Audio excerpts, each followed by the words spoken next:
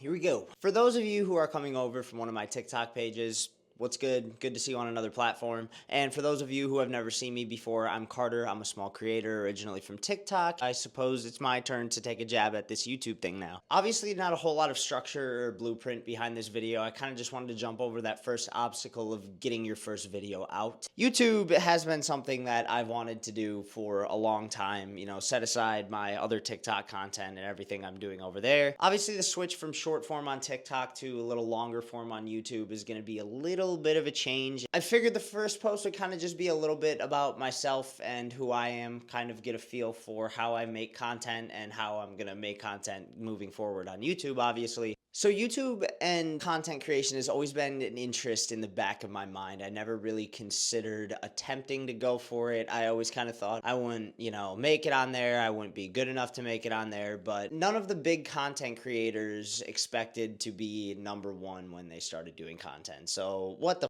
I might as well jump in. And if it weren't for a few of my earlier bowling TikToks gaining some traction, I wouldn't be on this platform in the first place. And that's really the starting point for me with this whole social media thing was my bowling TikTok page. I'm a bowler. I've been a bowler for my entire life.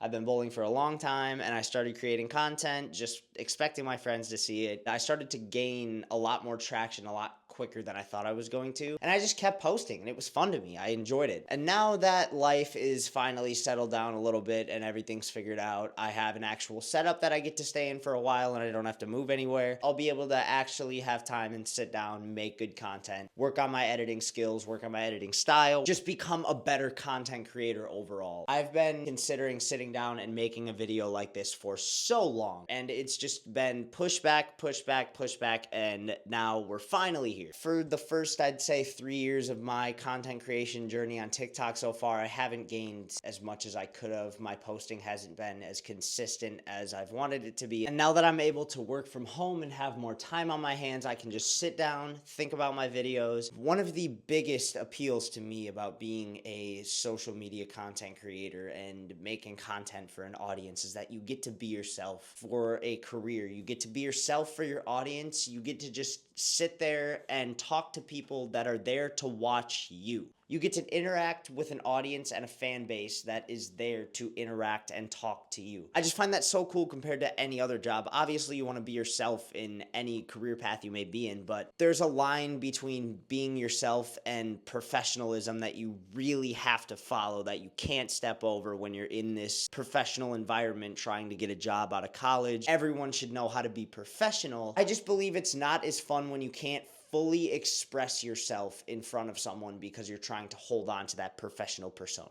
And as far as my personality goes, I'm sporadic. I like to talk about multiple things at once. I like to bounce off topics rapidly, and I can't be focused on one thing at a time.